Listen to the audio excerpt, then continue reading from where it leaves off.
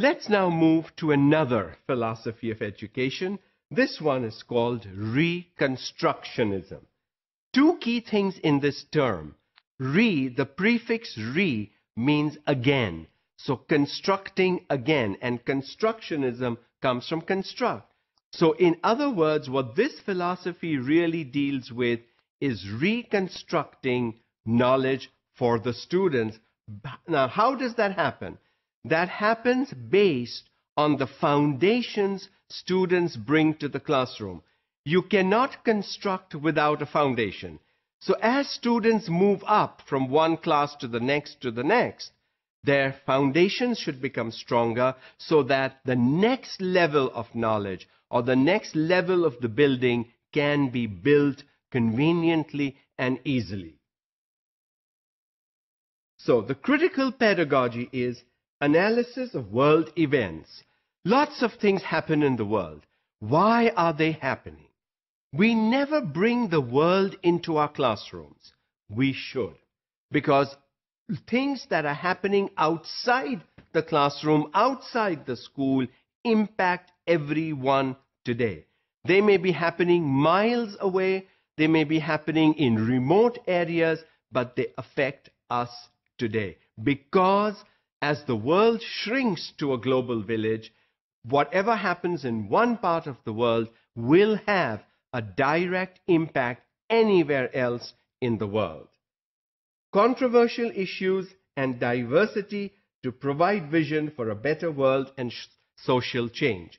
When students come from varied backgrounds to a classroom, there will be diversity. All students are not the same.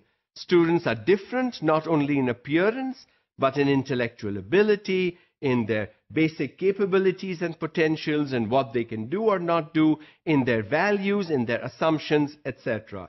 There's a diverse population. How do you bring unity among this diversity? And how do you tackle controversial issues? Controversial issues are issues that I or somebody may not want to talk about because it's not the right thing to do.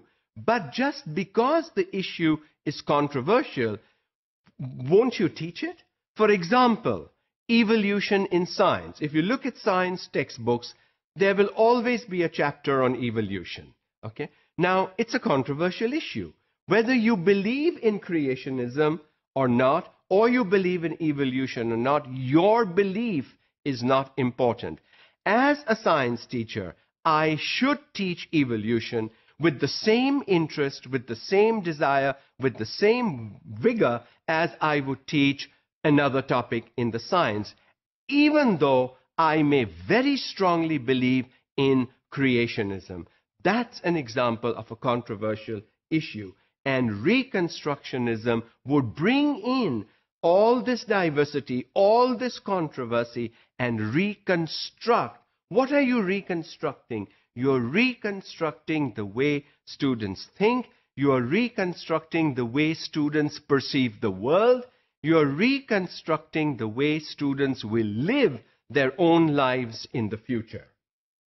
Focus is freedom, obviously. And with freedom comes choices. With choices, there are options. And with options, there are chances for decision making. And all these are lifelong skills. In real life, this is what the students will be doing. They will not be learning knowledge and information by heart. Are we providing our students in our classrooms today with chances and opportunities to experience freedom within limits? That's the key. You can't say, you're all free, do as you like. Your classroom will be a chaos. Your classroom will be a zoo. It is not going to work. You give them freedom, a little at a time, till they can handle freedom.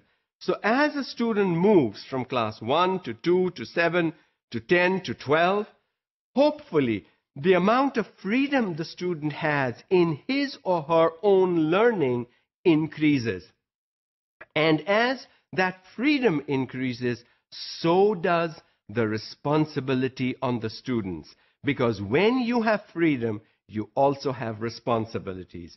You have to handle freedom in a responsible manner. Otherwise, it will be a non-workable activity, and if it's not going to work, you're wasting time in the classroom.